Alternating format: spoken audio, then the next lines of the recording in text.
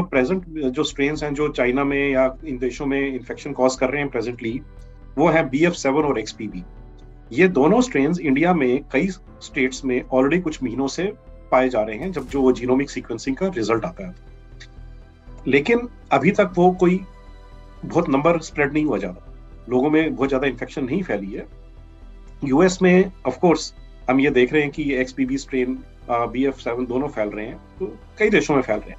तो अगर बढ़ते भी हैं नंबर, तो मुझे लगता नहीं है कोई घबराने वाली या पैनिक वाली सिचुएशन कोई होगी, बिकॉज फॉर्चुनेटली चाहे ये इन्फेक्शन बहुत इन्फेक्शियस है, ट्रांसमिशन बहुत फास्ट है इनका, लेकिन सिवियरिटी नहीं है, ज्यादा सिवियर इलनेस नहीं करेंगे, क्योंकि पॉपुलेशन हमारी इम्यून है, वैक्सीनेटेड है और पहले से इन्फेक्शन है। इसलिए थोड़े से सिम्टम्स हो सकते हैं 3-4 दिन 5 दिन के लिए, बुखार, खांसी, जुकाम, गले में दर्द, सिर दर्द, और इससे ज्यादा मुझे लगता नहीं है कोई हमें बहुत चिंता करने की बात है, लेकिन सतर्कता हमें बना के रखनी है।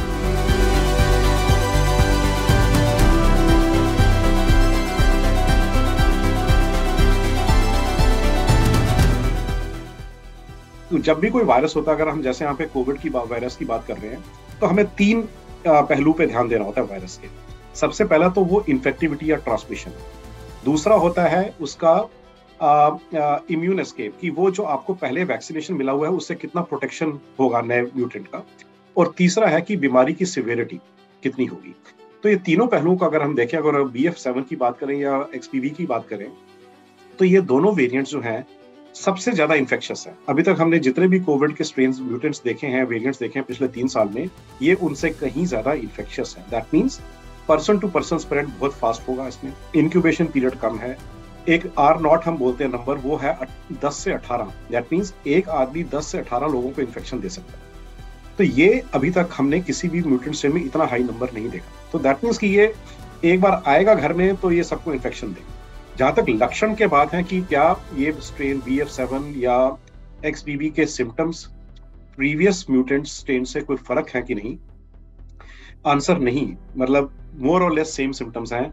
तो बुखार होगा 3 से 5 दिन, आजकल हम देख रहे हैं कि थोड़ा हाई फीवर है, साथ में खांसी, जुकाम, गले में दर्द, बॉडी एक्स, हेडेक, ये सब पहले 3 साल से सबने कोविड में देखा, ये सबको यही हुआ। पेट में दिक्कत हो सकती है, दर्द हो सकती है, लूज मोशंस हो सकते हैं। कुछ चीजें जो हमने पहले स्ट्रेन में, जब 2020 में ये कोविड आया था, तो बहुत लोगों ने कंप्लेन किया था कि टेस्ट और स्मेल खत्म हो गया था कुछ टाइम के लिए।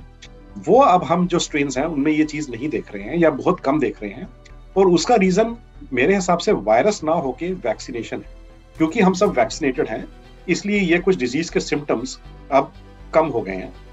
बट ओवरऑल ये हम सिम्टम्स के बेसिस पे नहीं कह सकते कि आपको ये स्ट्रेन है। आजकल इनफैक्ट वायरल ये कॉमन फ्लू इन्फ्लुएंजा ए बहुत फैला हुआ है दुनिया में, हर जगह, इंडिया में भी, दिल्ली में, बॉम्बे में, तो उसके भी लक्षण जो हैं वो काफी सिमिलर हैं।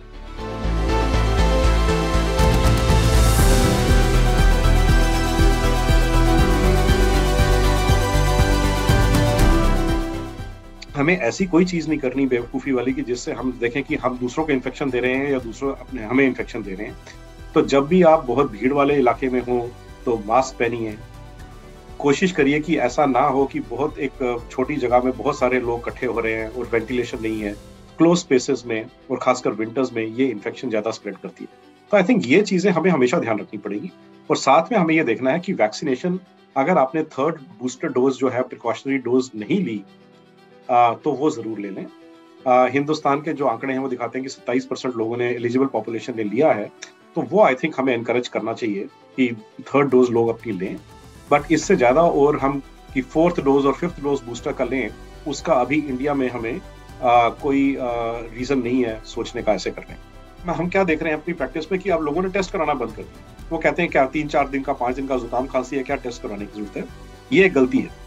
अब जो rapid home antigen test kits available हैं, वो आपको लेके, कोई भी आपको खांसी जुकाम हो, गले में दर्द हो, फीवर हो, तो जरूर टेस्ट कर लें, क्योंकि ज्यादातर हम देख रहे हैं इन्फ्लुएंजा ए ही निकल रहा है आजकल, बट फिर भी कोविड के केसेस भी आते हैं बीच बीच में। तो वो अगर हम टाइमली पिकअप कर लेंगे तो एटलीस्ट उनको हम घर में आइसोलेट कर सकते हैं, वो दूसरे को इन्फेक्शन नहीं देंगे। और कई केसेस में, जैसे जिन एल्डरलीज हैं या जिनको कोमॉर्बिडिटीज हैं, उन केसेस में अर्ली डायग्नोसिस से ट्रीटमेंट करने में हम बीमारी को कंट्रोल भी कर सकते हैं।